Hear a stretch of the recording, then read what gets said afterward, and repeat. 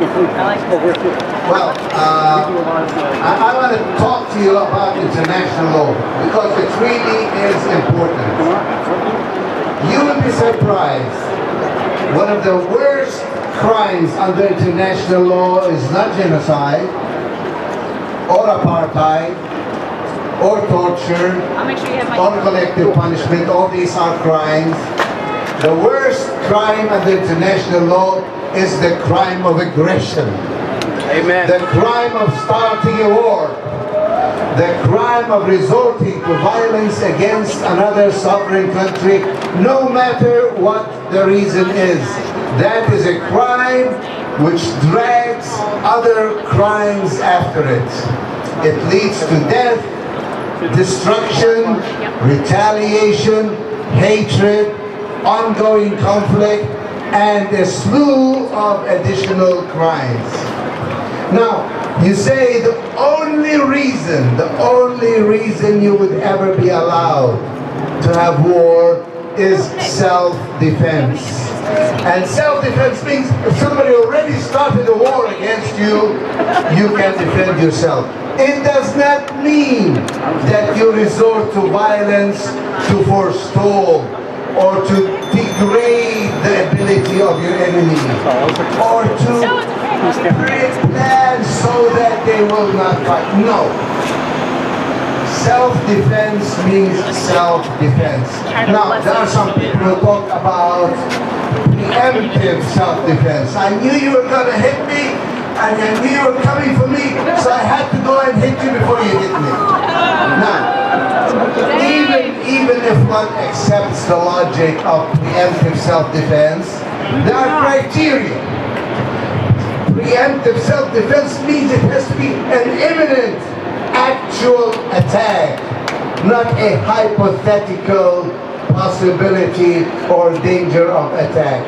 It has to be imminent, and there has to be no way of resolving it through diplomacy or other means. This is not the case here at all whatsoever. Now, there will be somebody who would come and say, but you know, nuclear weapons are bad. We don't want Iran to have nuclear weapons, and of course we don't.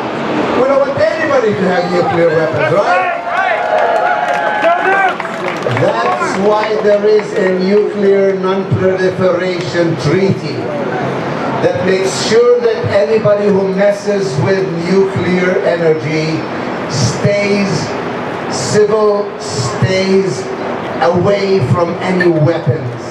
Now, the NPT, the Nuclear Non-Proliferation Treaty, includes very careful monitoring, supervision, inspection. Iran signed the NPT, Israel did not. Iran accepted inspection, a very rigorous inspection mechanism. Israel has refused. Iran was negotiating actually even more restrictions on its program when it was hit. So Israel wasn't trying to prevent Iran from having nuclear weapons. It wanted to safeguard its own monopoly on nuclear weapons. That's right. So we must be very clear here that international law is important. Now there's one other argument that's often used. Iran is the bad guys and we are the good guys. Israel and the United States, I don't know how Israel can claim to be the good guys after what it's doing now in Gaza. Starving people, committing genocide, committing apartheid, totally ignoring all aspects of international law. But we have to deal with that argument. What about those who say Iran is not a good person? We are the good people, we are exempt. Now the first thing I say is, other than that, no, you're not the good guys. Not by a long shot. Law applies to everybody equally.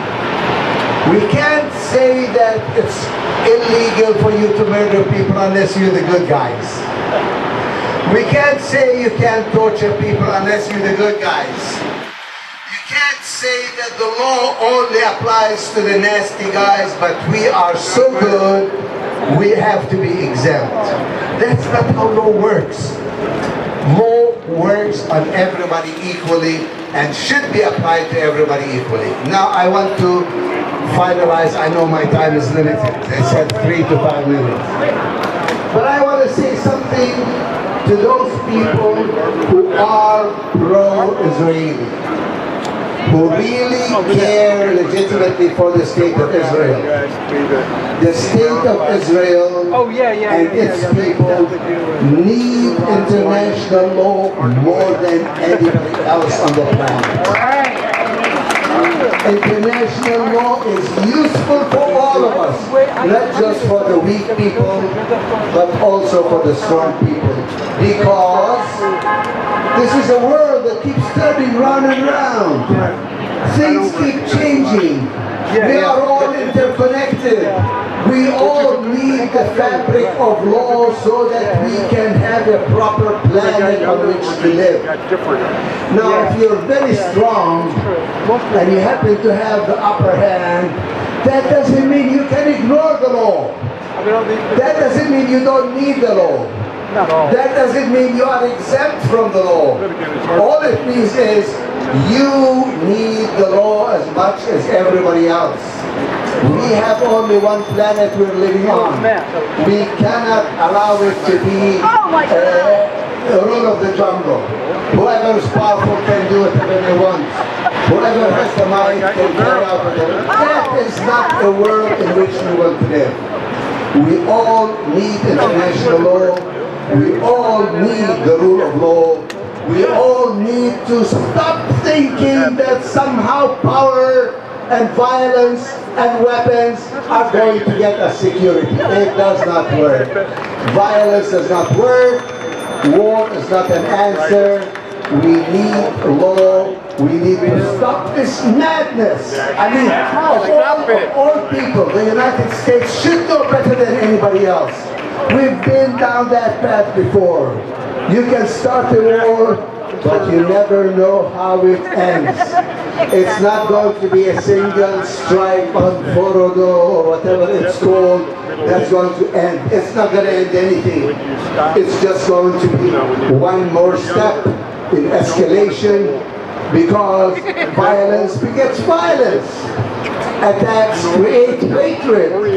People who are attacked, attack back and kill and destroy and resent and hate. This is not the way to go. We must find a different way to deal with our problems rather than war.